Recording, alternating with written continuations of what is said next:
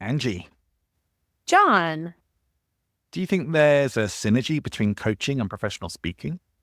to some degree, yeah. Why do you ask? I have this idea that speaking could be a great way to feed my coaching practice. Oh, I could see that. But also, I think there are some clear distinctions between the two. Oh, fair enough. Let's dive in and see what our audience think too. Oh, that's why we're here. Let's start the show. Welcome to the Coaching Clinic with John and Angie, the show for professional coaches that explores the ins and outs of coaching, from working with clients through to running and marketing your coaching business. If you're a professional coach who's committed to your own personal and professional growth, cares about making a difference, and wants to have a successful coaching business, you're in the right place.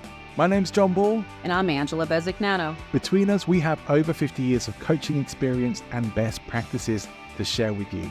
From getting started to scaling up your business. We know what works and what doesn't, as well as what it really takes to have a successful and thriving coaching business. With new episodes every Wednesday. Make sure you're subscribed to get them fresh. Angie, our audience, our listener could not have really two more qualified people to talk about this today. I'm happy to say we are both very experienced in the speaking world, and we've both been very experienced in coaching other people in this area as well. And so let's put our knowledge and experience to work for our listener here. And maybe just start off with talking about why speaking from the stage is relevant and important for coaches. Yeah, I think I was really surprised by that I had that epiphany myself of I did not initially think that there was synergy. It never dawned on me, which I know sounds a little crazy because I started out specifically in the coaching space, right? I was a one-to-one coach and trainer. And all of a sudden, right, the idea came to life that I could actually get more clients by doing speaking events. So that was how it began for me, but still, I had no idea that there was a way to unite those two ideas. Yeah. I think for me, the realization, the connections came along the way too. I started to join the dots. And when I realized that I was going to events to learn how to be a better coach or to do particular personal and professional development related things, there were people on stages talking, training, teaching, whatever.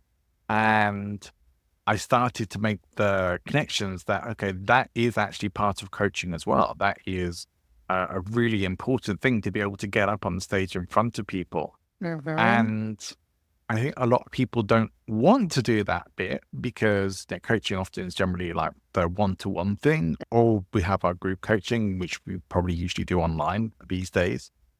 But getting up on a stage in front of other people still feels very much like you're exposed and highly vulnerable in those situations. And people are very scared of doing that. So, it's such a critical part, I think, now of coaching. And it's even expected that you should be able to get up and talk about what you do, who you help, how you help, and things like that, and to do that competently. Well, I think that's the key word is competently. I think, again, you said this in the beginning in our intro today, that we're very experienced in this because we are, right? We've trained people, coaches, and even people who are already speakers on how to be better speakers, how to attract and how to have the conversation. It's funny because I think our experiences were similar, that so many people think it's just, people just love me. That's why I want to be a speaker. Somebody told me once that I have a great way of relating to people, and poof, they think they have a speaking business. And I think that's the point, that coaching and speaking, although very similar in terms of you can't just get up and talk. Nobody wants to just hear you talk. There has to be some kind of mission behind it. There has to be some solution, some problem that you're solving so that people are sitting in that audience on the edge of their seat, if you will, waiting for you to solve that problem for them.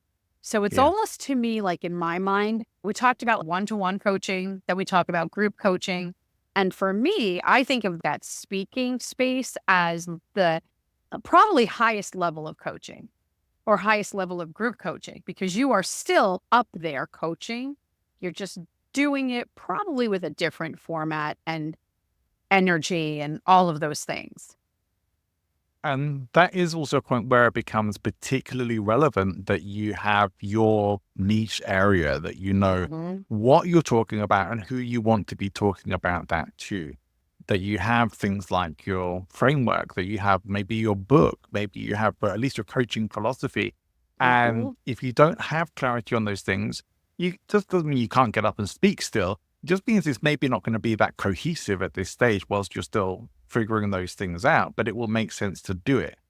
But do you think paid speaking is important for coaches, or should coaches be looking more at unpaid stuff? I think that depends. I'm sorry. I know that's like the ambiguous answer that nobody wants to hear. For example, if somebody comes to me with an opportunity and says, hey, we're looking for somebody to speak on such and such a topic, and we found you're relevant here, but it's not for profit. You're not making any money. We're not paying for it. There's no budget.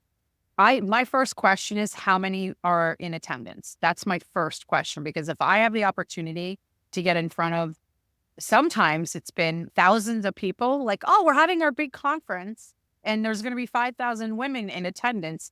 I will tell you that I will walk to that conference to get in front of 5,000 women, right? Because of all the opportunity it creates within my business structure. If they're asking me to do it for free and it's like a busy time of the year for me, I have to really make a business decision on that. I can't say yes to everything. So I think, here's the answer. I think it's a very personal choice to decide when, where, and how you would do a complimentary speaking event. What about you? Well, what do you do? I take the perspective of one of my business coaches over the years, and she said, as she's a very successful speaker herself, she said, never speak for free. Never speak for free.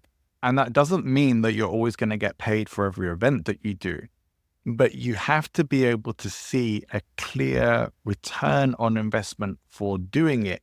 It has to be very obvious what the purpose is doing that. And sometimes that might be because you want to give. You just want to give, you want to serve, you want to help. Sure. You get paid that way, you get the good feeling. Okay, not what we traditionally think of as getting paid. It's not money in the bank. But other times it might be that you get to speak in front of the right audience. And, you know, so you get invited to go to an event where you may not be getting paid for it. They may cover some costs for you, but you're going to be with an audience of your ideal target avatar.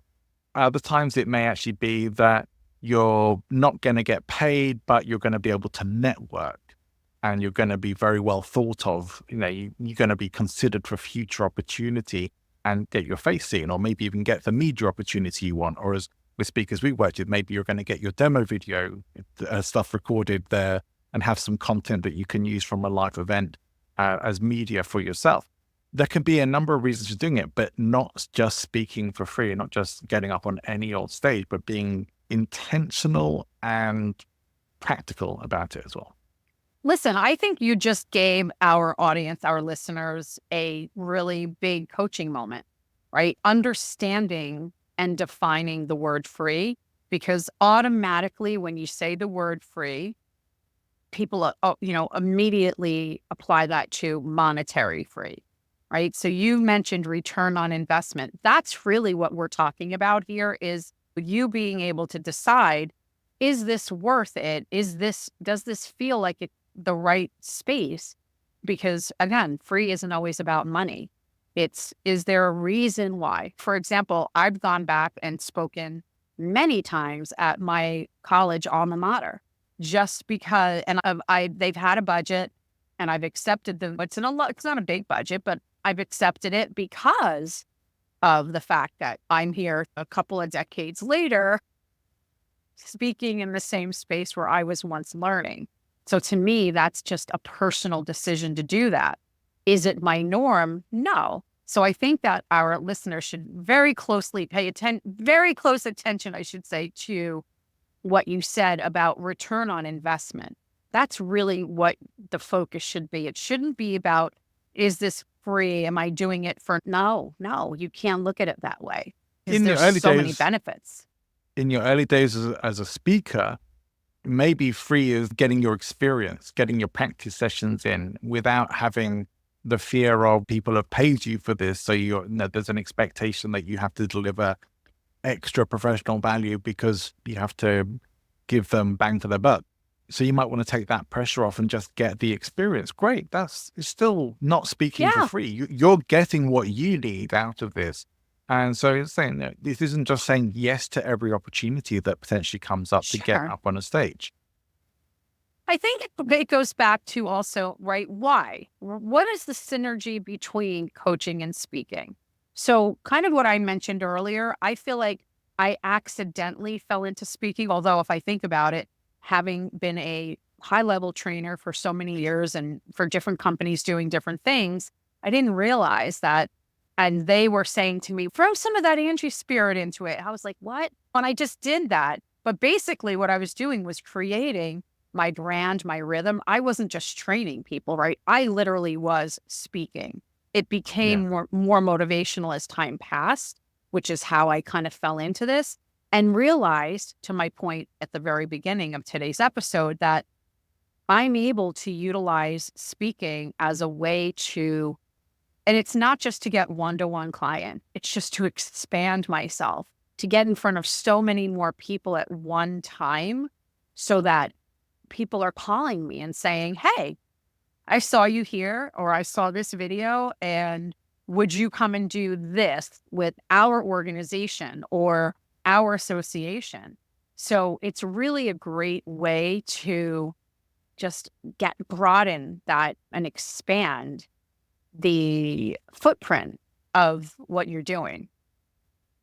I do think it's been the case for centuries that being able to get up on a stage and speak well is a sign of, first, it's a sign of intelligence, but also it's a signal for respect and expertise as well. It's something that has been referred to as the expert threshold, that by virtue of you being on a stage, a lot of the time, people assume you are an expert and you know more probably than they do.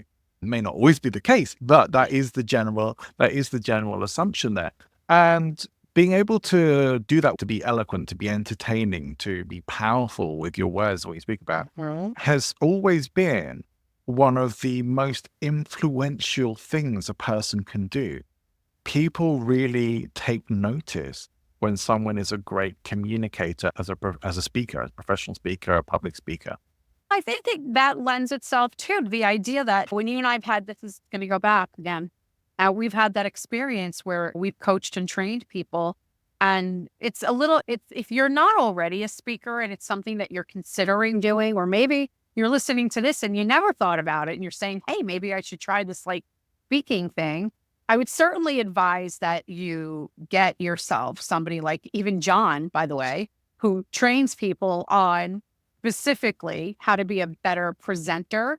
It's not something you just throw yourself onto a stage and say, oh, now I'm a speaker. It is an art form because the dynamic of it is so different than what you might be doing. If you're an amazing coach on a 1 to 10, you're a 12.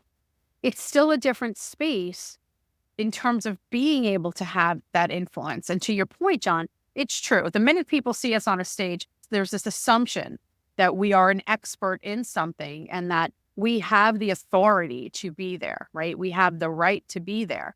And that's not always the case because each and every one of us has had our first.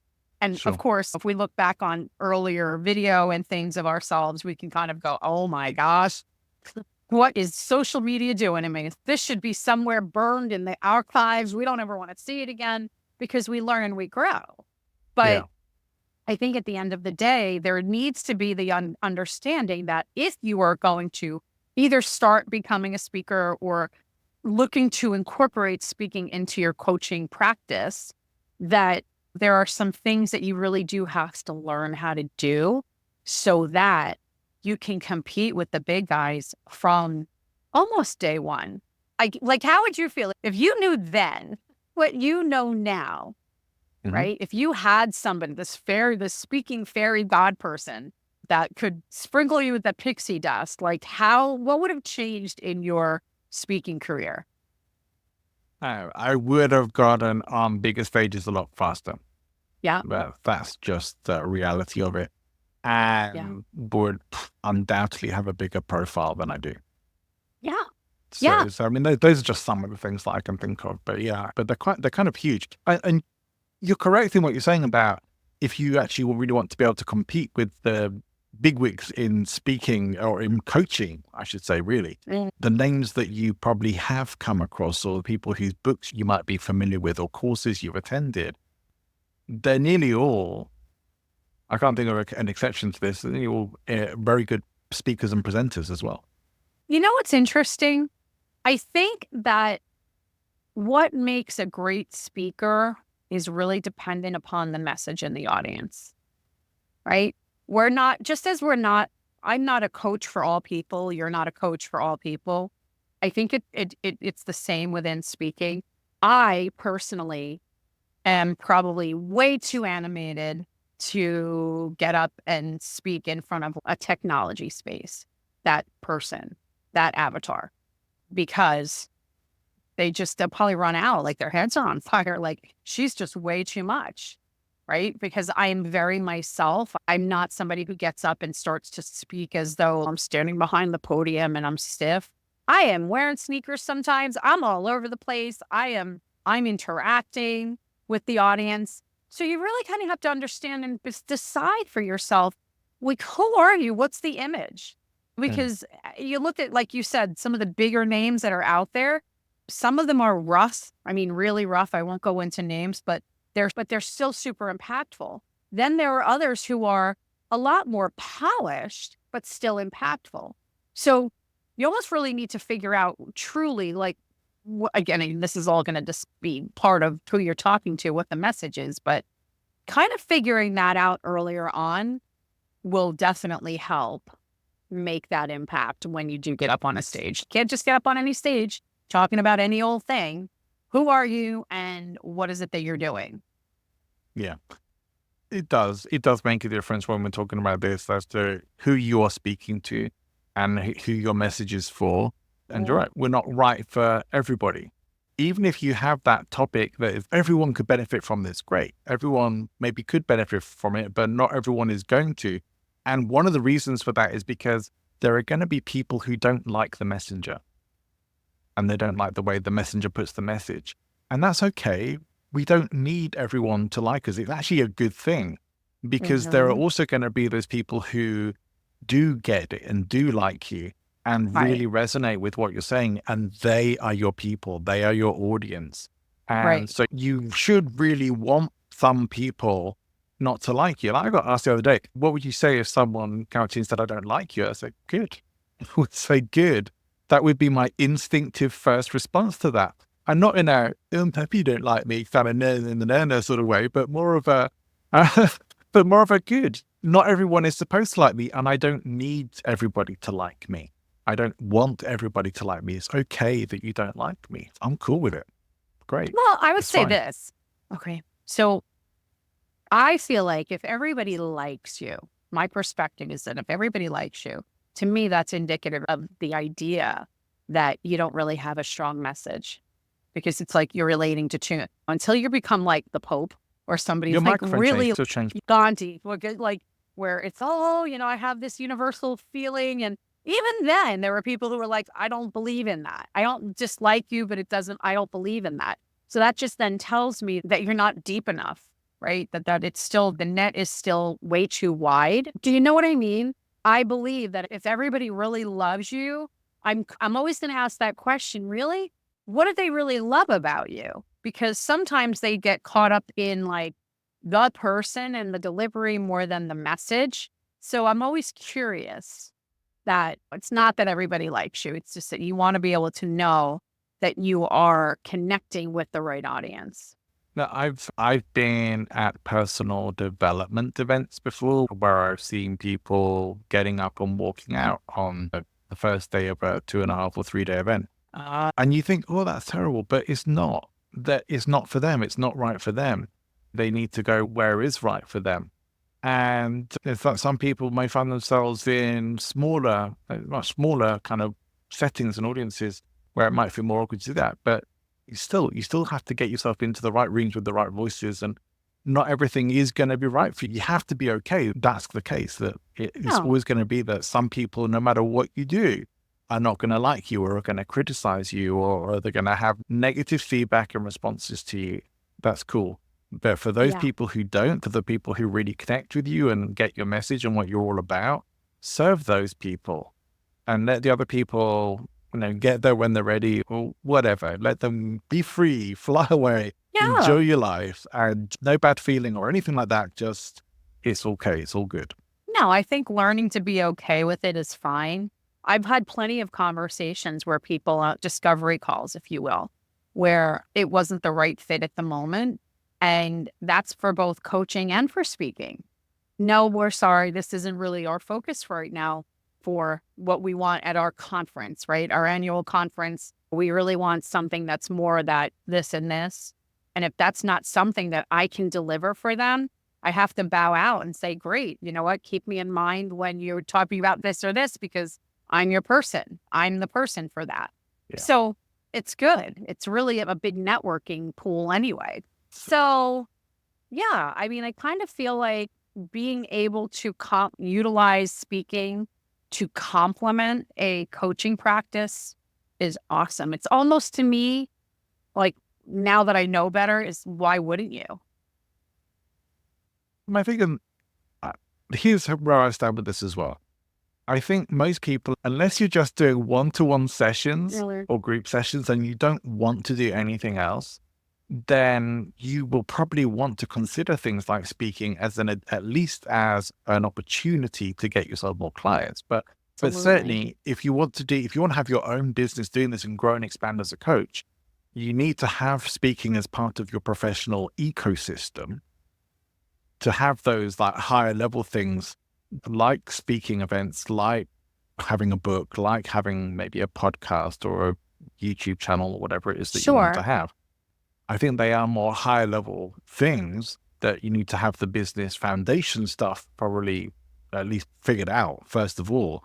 But I do think they're valuable and important parts of a professional ecosystem for most professional coaches who have their own business. Ecosystem, folks, because I think the days, to your point, of I'm just going to sit and have my quiet little one-to-one practice. And I have no regrets, by the way. And that's all it was for me. That was okay, because that's all I saw.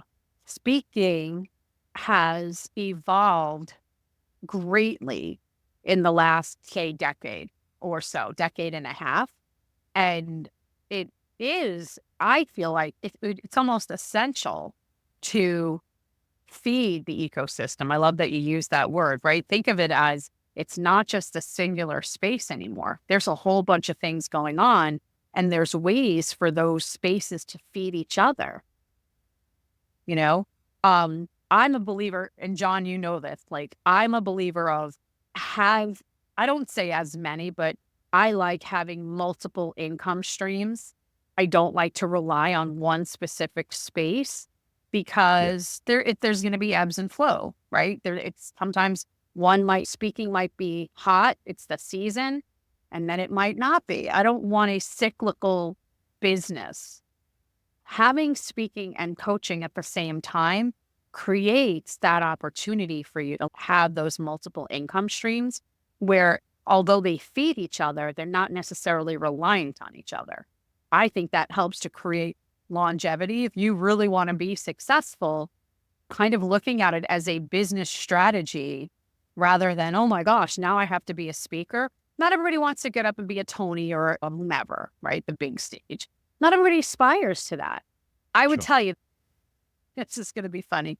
If I knew then what I know now, he and I would be sharing a stage. I believe that. In my heart, I believe that. If I had the foresight to see where the industries were going, I would have paid closer attention and been much more serious, I think, about what I was doing.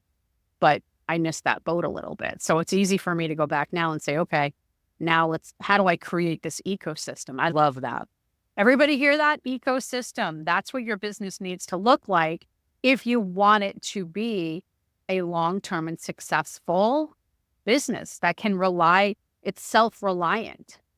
Here's the other thing, because there are people who are going to want that high level thing. Maybe they want to be competing with Yeah. people like Tony or Brendan or say Pav, but he's kind of retired somewhat now. But those programs are still being sold from live events, from stages. I recently interviewed a guy called Mitch Carson who does exactly this. He sells programs from the stage, and he's actually selling his program about how to sell programs from the stage, ironically enough. But, you talk about things like you can sell, if you have a program, a course, a program, live events, and you want to sell big bucks on those, the big groups of people, you get on stages and share stages where you can actually sell those programs. But the reality is selling from the stage is very different to just speaking from the stage. So these are not necessarily the same things that we're talking about here. Most times, if you're getting booked as a keynote or as a speaker at an event or a workshop leader, you won't be put in the opportunity to be able to do that kind of what they call a bookstore, where you're presenting your course or your program and getting people to just buy it. That rarely happens unless it's been agreed up front. And if it hasn't been agreed up front, they won't thank you for it and they won't book you again. And they probably won't. You get a stinky review from them.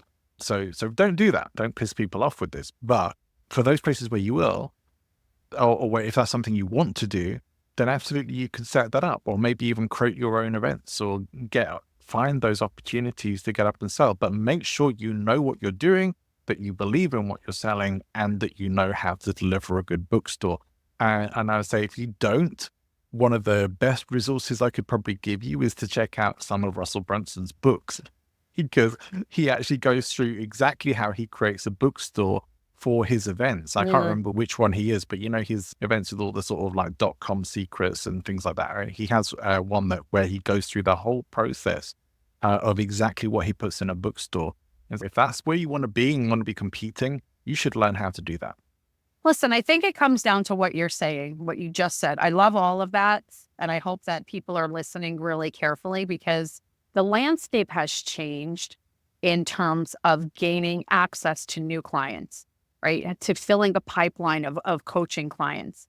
And being a speaker is not only, it's got that warm synergy, it's got that, but it is not enough anymore because there's so much competition. So you have to know and believe and understand that your competitors are using the stage to feed their business, to feed the ecosystem. It's like putting the right things where coral can live and where it can't live. So you really have to make sure that you're doing all of the same things. And again, this doesn't mean that you're looking to be like this top-notch speaker. Maybe we end up having a different episode where we talk about speaking specifically, since you and I have so much experience there as it is. But in terms of creating that coaching practice that is sustainable, I really believe you have to incorporate all the things that are going to help bring you those clients regularly, fill the pipeline. One thing that speaking will do is generate referrals for you. And we know how referrals are the lifeblood of a coaching business. So we absolutely want those. It will get you speaking referrals and it'll get you coaching referrals. And while I was talking about not necessarily selling from the stage, if you don't have that kind of agreement and platform, that doesn't mean you can't mention that you're a coach, or you can't mention that you have coaching programs, or that you can't give your audience a place to come and find out more about you and what's available and what else you offer. But those sorts of things are usually fine. But what I'm saying is, like, you probably shouldn't do is say, I've got this course and program, maybe I've got this $10,000 program and I'm going to sell it in an event where they come and pay me to speak, but we haven't talked about me selling my program to the audience. They're not going to thank you for that. They're not going to like it. Usually the agreements have to be made for that. And often, because those are kind of events that will allow that, they want a cut as well. They're putting you on their stage. They're often paying for you to be there. They want their share of what you make for them from doing the stage, which is another reason why I say, if you're going to do that, you need to be damn good at it, and should probably get some professional coaching and mentoring in that direction. I don't really think anybody, even if you're some amazing articulate, because I think when people think about speaking, they think about what they know is, can I get up in front of people? Am I comfortable?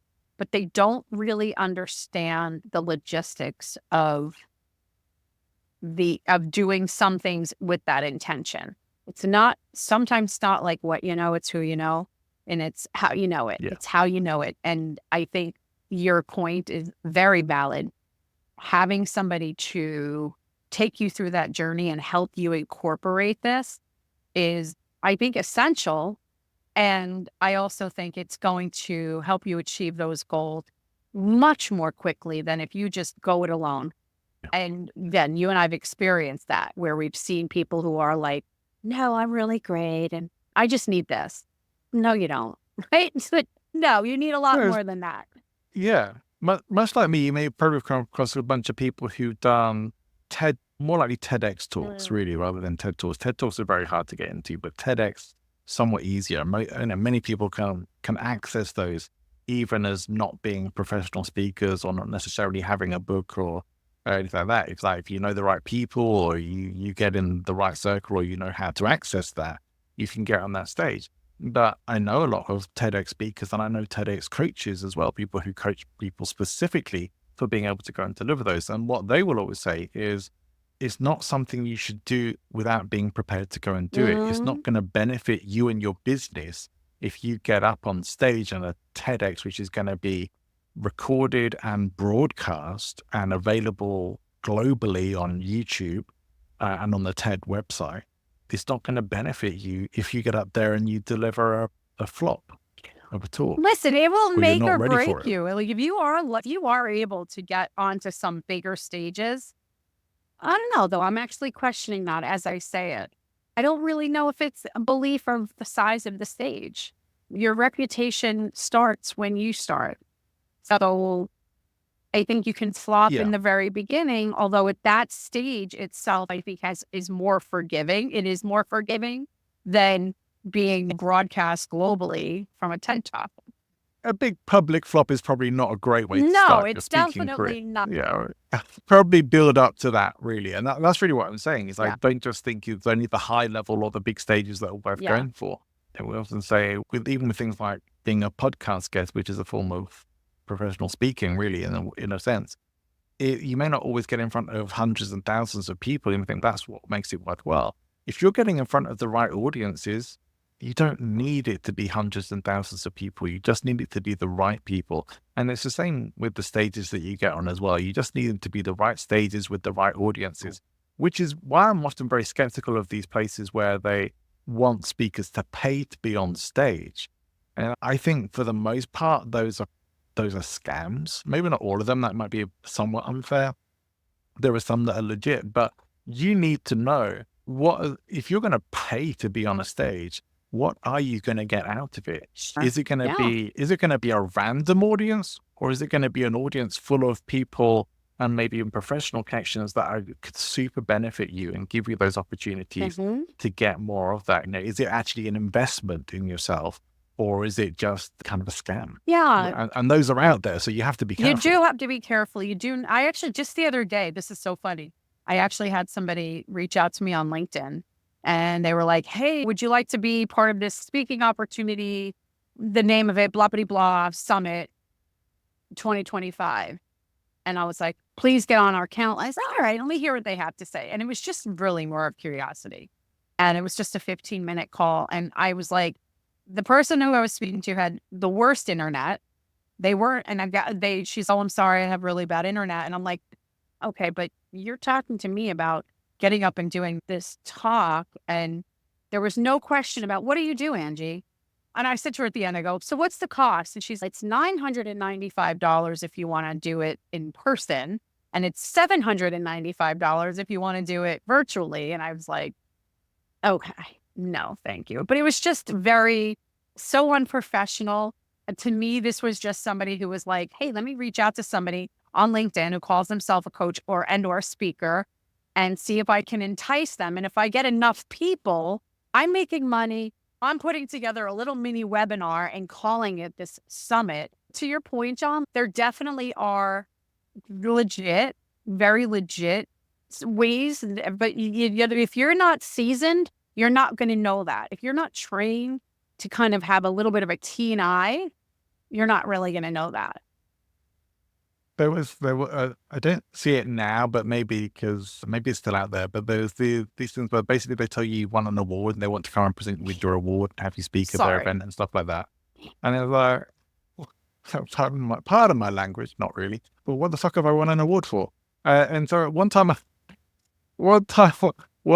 followed up with this. Like, I'm thinking, this sounds like complete bullshit. And undoubtedly it was similar kind of thing to you. The internet wasn't great. I could hear a fan going in the room as well. It sounded wherever they are, they can't even afford air conditioning. It was all very dodgy. And it was just like all the red flags were there. But sometimes our ego lets us think that they really want us. Or somebody really wants me to speak. Yeah. Somebody would wants to give me a Yeah. reward. And our ego flashes up and then the red flags get ignored. I think, maybe kind of wear that.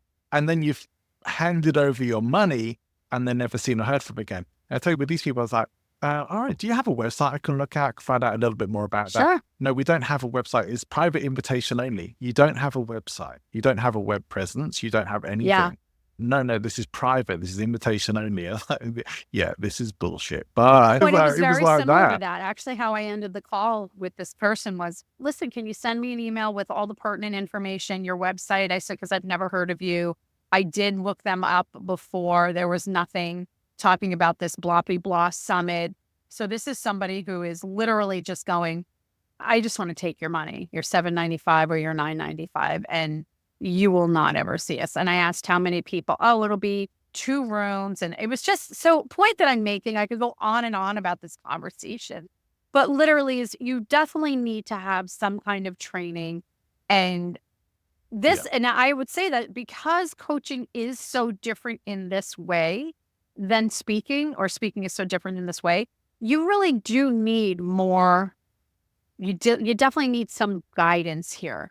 I would say it was much easier, even in hindsight, it was much easier to get a coaching practice off the ground than it was for me to get my that speaking piece up off the ground.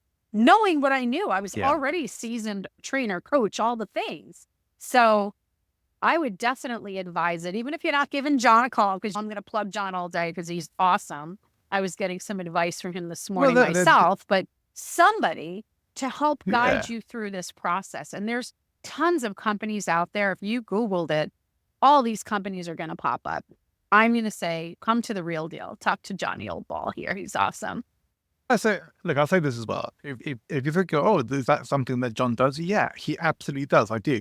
And this is the perfect time maybe to check out my other podcast, which has been running somewhat longer than this one, which is called Present Influence. And this is what I talk about there. I talk about professional speaking. I talk about getting up on stage. I talk about putting your talks together, how to present, how to be a great speaker. Yeah. That's all on there. So come and join me there and bring guests onto that show regularly as well. So it's not just me. You get a wealth of experts there as well. And I'm very selective about who I He's bring very on snooty that about show who he as well. selects. I'm just saying. But that's a good thing, right? This is a good thing. We don't want, this is not just a hodgepodge of people to give you information on things that are not pertinent to why you're there. So it's definitely a great opportunity. As we wrap things up for today, I think it's very clear from everything we talked about that if you have your own coaching business, or even if you don't, if that's something you want to do, or certainly if you want to be a contender, a known coach, you have to be getting out there and speaking. And that might start with some very simple stages. It might start at a local Toastmasters club. It could start anywhere, but you have to start getting some stage time and getting out there speaking.